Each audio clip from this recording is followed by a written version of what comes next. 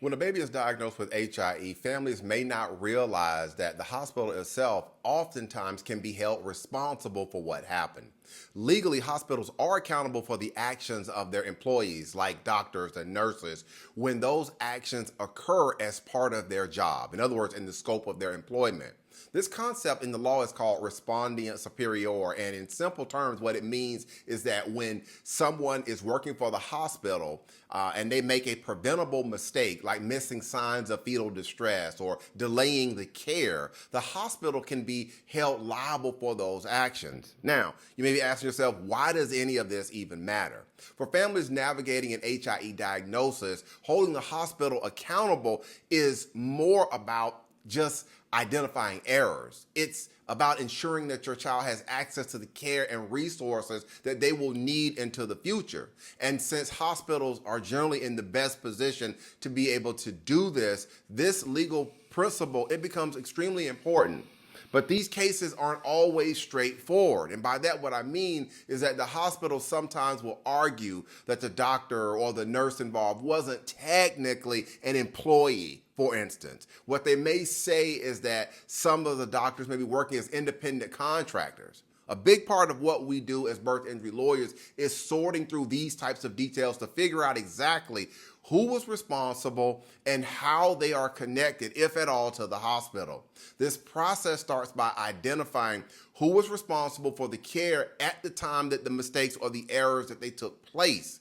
We will review the medical records to see which doctor or nurse was involved in key decisions, when they were made, and whether the standard protocols were even followed. We'll also take a look at things like the fetal monitoring strips to determine if any of the warning signs were missed and if the right actions were taken in response to those warning signs. It's also important to confirm which medical staff were on duty at the time of the error. Identifying who had direct responsibility for the care at that moment is a crucial part of holding the right people accountable for these types of injuries.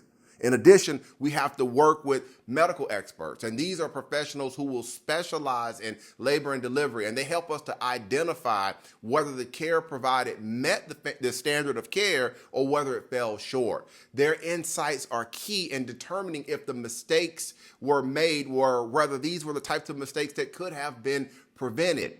And finally, we will use discovery to confirm whether the doctor or the nurse involved in the case was an employee of the hospital. And this can be done by reviewing written records and conducting depositions to get clear answers. This step ensures, like I said before, that the right parties are accountable for what happened.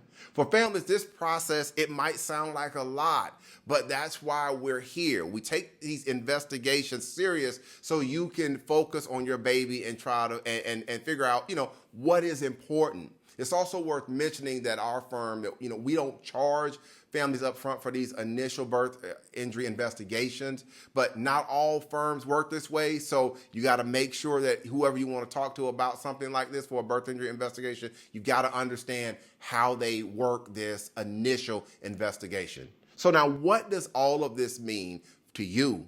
Respondeat superior is one way in which the law ensures that hospitals are held accountable when preventable mistakes lead to injuries like HIE. And a thoughtful, careful investigation can uncover the truth of what may have happened to your baby during labor and delivery. Again, I'm Marcus Boston. If you have any other questions about your baby's HIE brain injury at birth from a medical legal standpoint, don't hesitate to reach out and contact me. You can find out more information about me in my profile. You can click there to find out more information about me, or you can just wait and watch the picture that follows this video. All right, that's going to be it for today's short educational video. Have a great day, everybody.